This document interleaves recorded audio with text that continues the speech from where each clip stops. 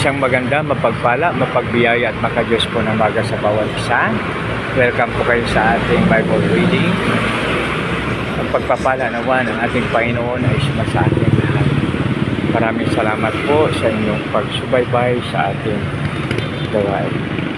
Dito na po tayo sa mga awit 78.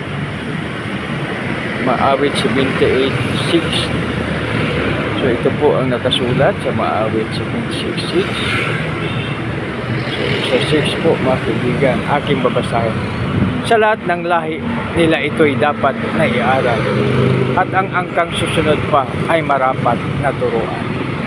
Purihin nawa ang Diyos sa pagbasa ng salita, tayo manalangin. Panginoon, salamat po sa iyong pagpapala, O Lord, sa bawat isa sa atin. Panginoon, maraming salamat sa pangalan ni Jesus, naming payon sa kapagligtas. Amen and amen. Dito po mga kaibigan, aking pong babasahin. Sa lahat ng lahi nila ito'y dapat na iaral, at ang angkang susunod pa ay marapat na turuan. So dito mga kaibigan, ito po yung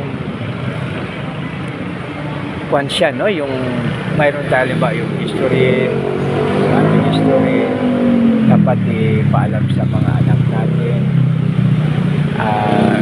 Yung mga traditions, at saka siyempre yung malagay spiritual. Pero ang pinakamaganda na mayroon isang obispo na sabi niya, wala akong ipamana sa aking mga anak, kundi Word of God po, no? So ito ay maganda, no? Dahil ang Word of God, pag ito po ay ating ipamana sa ating mga anak, masanay sila na magbasa, makinig ng Word of God, upang ito ay hindi nila makalimutan. Mag-selfing gabay po sa kanilang.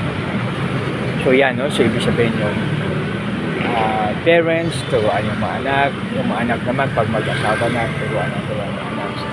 So ibig sabihin na ano ito, no? Huwag kaligtaan. Yun po ang ating tungkulin, no?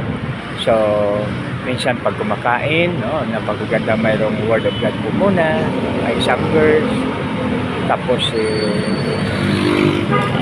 magising sa umaga, pagbasa ng Word of God, tapos bago matulog, no? Napakaganda pag yan po ang gagawin natin. Aking pong babasahin sa muli. Sa lahat ng lahi nila ito'y dapat na iaral, at ang angkang susunod pa ay marapat na turuan. Tayo na po'y manalangin mga kaibigan. Tayo na maraming salamat po sa iyong mga salita. Lord, salamat. Salamat po sa iyong salita. Sa pangalan ni Jesus, namin pa yung kapagligtas.